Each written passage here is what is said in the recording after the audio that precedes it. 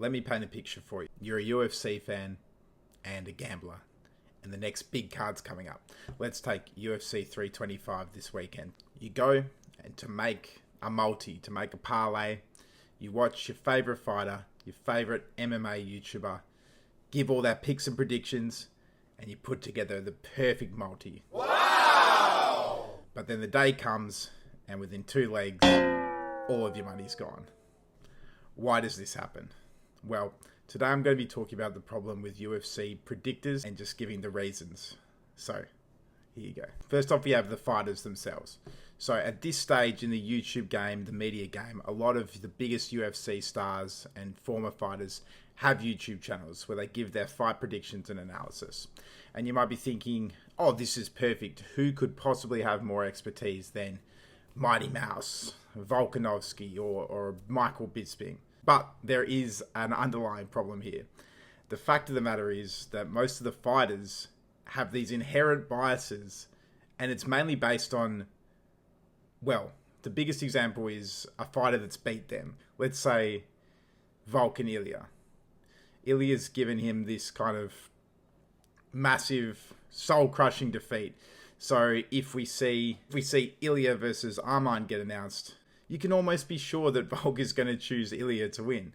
But it's a bit of a compromised decision because deep down he has to say that. It's a point of pride. And I'm just using Volk as an example, you know, and then maybe a bit better if they're talking about fighters in a different division to them. But then you got to understand that maybe their friend or teammate lost to this guy. Maybe they train with that guy. There's a lot of inherent biases that I don't even think they're really cognizant of.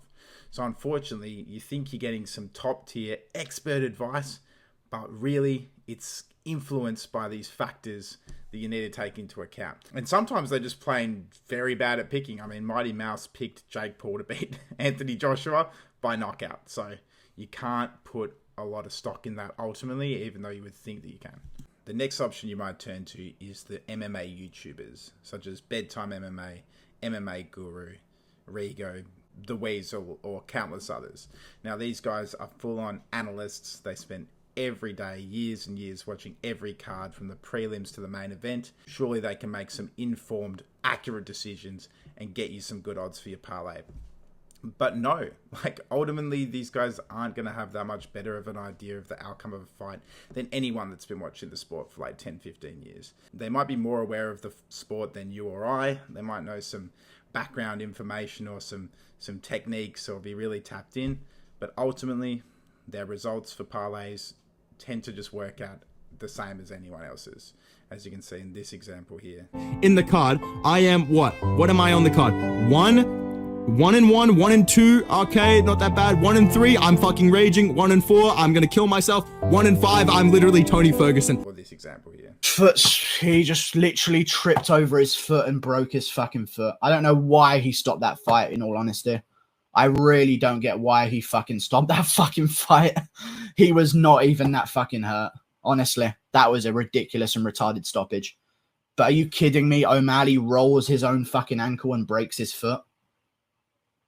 This fucking card, I swear to God, this card is impossible to predict. So what is the answer? Who can we trust? And honestly, what I've come up with, the odds makers. Whilst you can never predict a fist fight, the odds makers do kind of get it right more often than not. I'll tell you how I came to this conclusion. They're odds makers for a reason, but only 1/3 of underdogs win in the UFC. Now that might seem like a lot until you take into consideration this is even accounting for a slight underdog. So even a 150-1 underdog, even if someone was just slightly favoured beneath the other guy, he's still only got 1/3 of a chance of winning. So ultimately, if you want to have the best chance of winning a UFC bet, firstly, just don't gamble at all. If you do, gamble responsibly, but you'd probably be best off doing some sort of like a large multi with all the favorites. That's just your best chance realistically. Like, take it from someone that's made a lot of unsuccessful bets on the UFC. In my life, I've probably done 30 multis on cards. I think 1 or maybe 2 of them at best hit. The only one that hit was the first Israel Adesanya and Alex Pereira UFC match. I called that. I called Whaley, easy bet. I called Alex, and I called Poirier to beat Chandler. It was only a 3-leg multi anyway. That's the only multi I can think of that's ever hit. But yeah, guys, that's my conclusion. Just pick the favourites. You've got a over 1 in 3 chance of being right ultimately. And, you know, if you want to go for a sneaky dog bet, just do it with caution. Do not arm yourself with all this information from these YouTube channels, because you're going to lose your money. So if anything, just take this whole thing as an anti-gambling ad. But this is the problem with MMA Predictors. I am Ewan from Fatigue Factor, and I hope you have a good night. Enjoy the fights today.